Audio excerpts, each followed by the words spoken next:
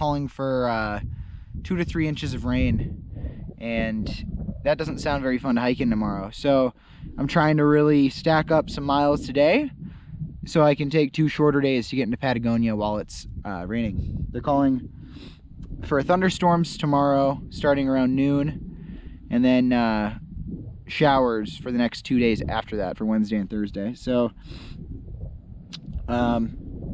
little sketched out. This will be my first time riding through a thunderstorm while backpacking by myself. So hopefully I don't do anything too stupid.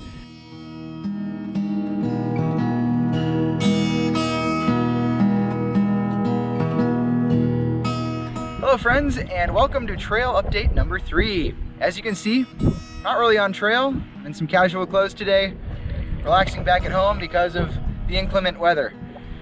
Luckily, yesterday my parents were able to come down and pick me up from trail before the weather got too bad. There's now actually a winter storm warning for the mountains that I was going to be hiking through today. Up to 2 feet of snow in some areas. So I'm very grateful that I'm not out suffering in that. I'm at home, resting. I'm going to be getting back out on trail in a few weeks. As a result of the rush to get to the end, I was unable to produce a video in enough time for this Mountain Monday, and I apologize for that very much. And this is to rectify that.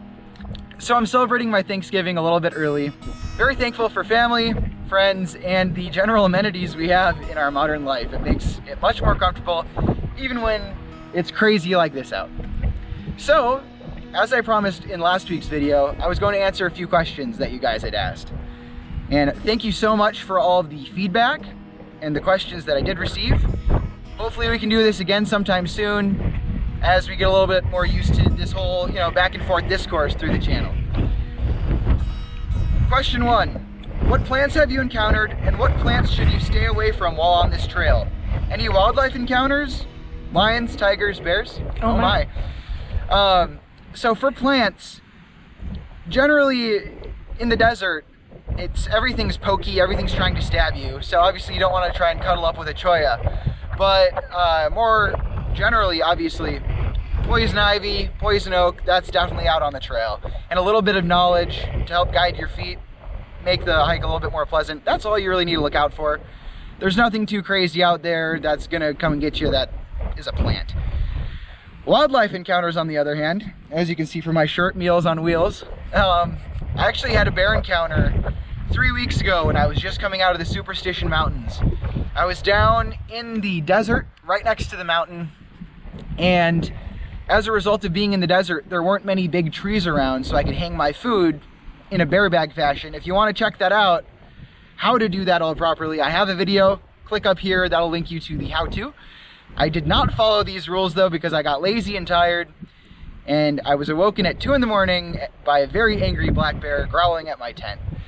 It was a very, very unsettling time, and as long as you follow the rules of the Bermuda Triangle and taking those precautions to not sleep with your food, you don't get lazy, you're not going to have any issues out on the trail. You just have to do your due diligence to keep yourself safe. Moving on. What kind of water containers do trail angels leave water in?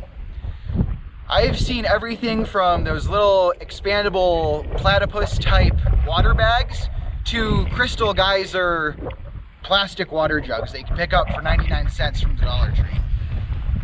The big thing is just getting it out there for the people of the trail to use.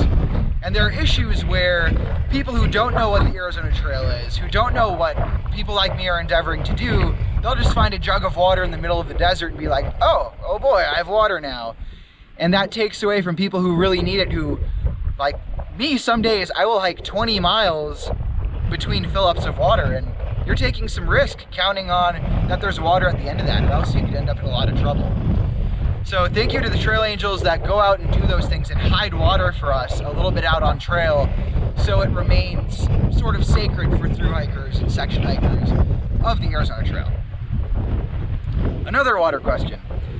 How much water do you actually carry, and do you filter all new water? So if it's out of a water cache, I don't usually filter it. It's going to be safe. And it's bonus points if it's sealed, then I really feel at ease. But there are a lot of cow ponds and troughs and things like that that I definitely do filter from. And there have been some very sketchy water sources like lakes where my water filter wasn't working and the water ended up tasting absolutely awful.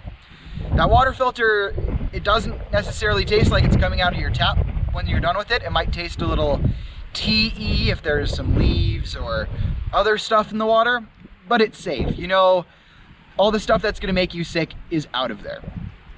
I've also tried using my filter on some water spigots to improve the water taste, and it usually doesn't work out, but it keeps you from dehydrating out there, and it's the struggle you have to do. So, how much water do I actually carry? The first part of the question. It depends on the section. I have a GPS app where people can put on there where the water is going to be, and they comment, okay, I can see 5 days ago someone commented, there's great water here, or maybe there's not good water here. And I can plan out how many miles I'll have to hike between water stops. At the most, I have carried close to 25 pounds of water, so that's around 2 gallons, a little bit more than. And that was in the middle of the desert a week and a half ago where I had to hike 26 miles between water stops. And that was crazy, and I drank 2.5 gallons of water when I was out there. And luckily my parents could cache water in those areas where it was a little bit more arid so I could make safe passage. And that's also where a lot of trail angel activity is kind of concentrated to make sure people aren't dying out there. Literally, it's life or death in the desert if you don't have water. It goes very quickly from this is an okay situation to there is serious risk involved with this. So it's important to weigh out your risks with your own capabilities of how far you can hike in a day, how much water you use. Like, I'm a big sweater, I'm a big mouth breather, I need to drink a lot of water. Whereas some people breathe through their nose, they don't sweat much. The thru-hikers I camped with a few nights ago, one of them was only carrying 3 liters of water at a go. I thought that that would be a little bit dangerous. To each their own. As the saying goes with thru-hikers, you need to hike your own hike and make your own decisions based off of your own skills. Next question. What's my favorite / most useful piece of gear so far? I would have to say my Garmin InReach Mini. It's this awesome little device that I keep right on my backpack at all times. And this is a GPS, it's a weather station, and it allows me two-way texting with my family at home so they know that I'm safe and I still feel sort of connected even when I'm out, completely out of cell range. And I obviously can still get weather reports so I know what's coming if this were to happen to me out there. Very, very helpful. It's also very helpful that when I send out these messages, I can attach a GPS location to where I am. So when I make it safely to camp at night and I'm setting camp, I can send a GPS ping and my family can zoom in on that exact spot and literally see the tree I'm camping underneath, even if I'm in the middle of nowhere. And that's it's helpful for everyone, puts everyone's mind at ease. I'm accounted for, they know that I'm safe, it's good. That's my favorite piece of gear thus far. Alright, so next question. If I wanted to go on just a very small section of the Arizona Trail, perhaps 10 miles or less, which part do you recommend? That's a very hard question because the Arizona Trail being 800 miles long, one part of the trail can feel completely different from other sections, and each part is extremely beautiful in its own right. There are awesome sections up coming out of like Payson, the rim country, like around Washington Park, where you could easily do just a couple of miles, see the water gushing out of the mountain and just enjoy the riparian area. That's awesome. The area I was just hiking in yesterday where my parents picked me up from, it's just open grassland where you can see for miles and miles. That's gorgeous, and nice rolling hills so it's not even that difficult. Or some of the desert sections, very flat but arid so you need plenty of water. So I guess it depends on what you're looking for, truly, but there are a lot of sections that are absolutely gorgeous. And 10 miles or less is totally doable, but I would recommend doing bigger sections so you actually immerse yourself, but that's my thing. That's why I'm an 800-mile hiker. Which part is your favorite thus far? I would have to say the section between Picket Post Trailhead and the Gila River trailhead. That area traverses some beautiful canyons just outside of the Superstition Mountains, so you have these crazy jagged peaks and valleys and canyons contrasted with the desert flora and fauna that is just so unique to our area.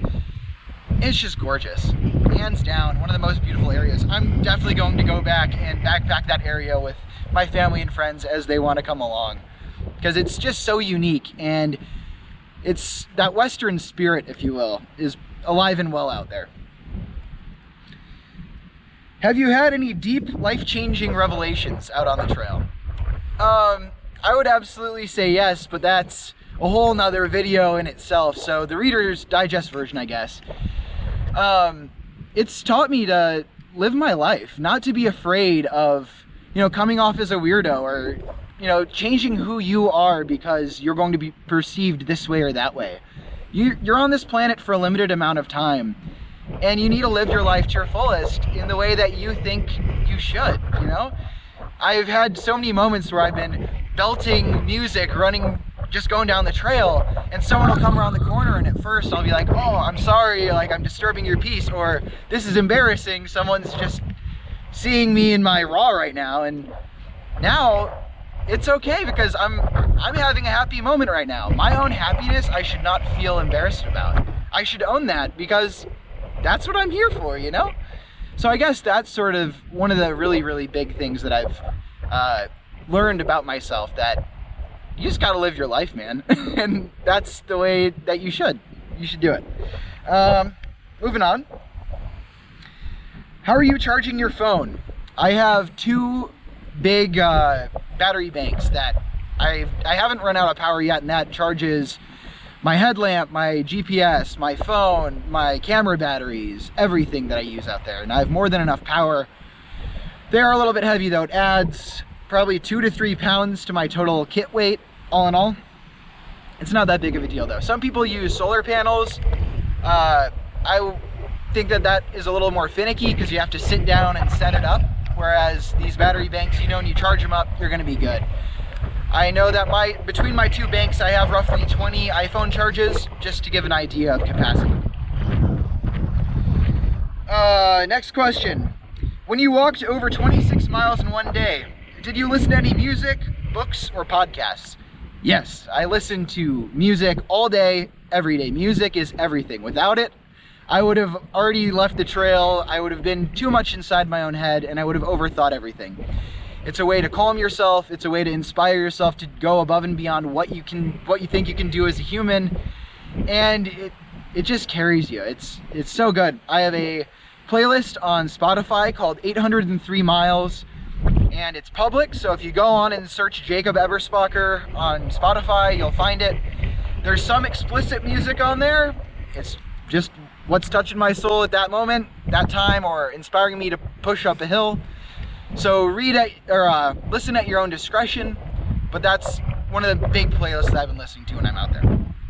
I also listen to a lot of concept albums like Pink Floyd, not so much books and podcasts, though a lot of thru-hikers do use those. It's just not my thing. I'm a big music guy. Moving on. What is the average weight of your pack, including water? Going back to that, it really depends on what area I'm hiking through. If I have to pack all of my warm equipment because I'm going to be up in the mountains, it's going to be a little bit heavier. If I'm in the desert and I need to pack a bunch of water, it's going to be a lot heavier. I'd probably say for the majority of the hike, it's been around 40 pounds, 40 to 50 pounds, all in all. Like when I was first leaving that picket post trailhead, I knew I was going through the desert, and I knew I was going to be gone for 5 days. So all of that food and all of that water, I think I hiked 23 miles before I had my next water stop. It weighs you down a lot, but it's worth it. And once you're done, 4 days through a 5-day stint, your pack doesn't weigh anything. So it changes a lot depending on what you're doing and how that's all working. But I'd say around 40 pounds is a pretty good estimate. And that's also including my camera gear and batteries, and that adds a lot of weight. But it's worth it to share with you guys. All right, last question. Do you have a cushion/mat under your sleeping bag? If so, do you recommend it? That's a really funny story. So I started with a Thermarest Neo Air X-Therm sleeping pad. So it's an inflatable air mattress that has a little bit of insulation in it to help keep me a little bit warmer from the ground. And in the superstitions, I popped a hole in it. And I still have a hole in it now. I went between 2 different sleeping pads just to try and get something to work. My parents were nice enough to take my one that had holes in it and try to patch it up at home.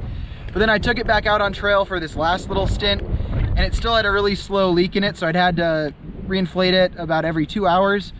Under normal circumstances where it isn't leaky, I would absolutely recommend it. I'm a side sleeper, so if that deflates at all, my hips hurt so bad because it just touches the ground or whatever rocks or whatever is underneath my pad. But when it's fully inflated, I could comfortably sleep in any way.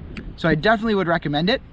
Some people out on the trail though, most thru hikers use just a foam pad called a Z-Lite. And I found like it's really, really thin, but it's very lightweight. I don't know how people could sleep on one of those if they were a side sleeper. You basically have to be a stomach or a back sleeper to use one of those. So I wouldn't necessarily recommend the lightest option that a lot of people choose, but obviously with a trail that everything is thorny and trying to poke holes and stuff, an air mattress might not be the best move either, but it works for me and it's worth the struggle. Thank you so much for watching today's video. Please remember to like, comment, and subscribe. I have my Facebook page, trailtime.jake, Instagram page, trailtime.jake, and on YouTube as Trailtime. Thank you so much for your support thus far on this journey. I'm looking forward to sharing some of my videos and experiences during this brief stint while I'm home, and then continuing and finishing the trail. I only have 83.9 more miles to go, and I'm going to be doing that in the first few weeks of December. So keep an eye out for that. And be sure to subscribe so you can be a part of all of it. Thank you so much for watching and have a great day.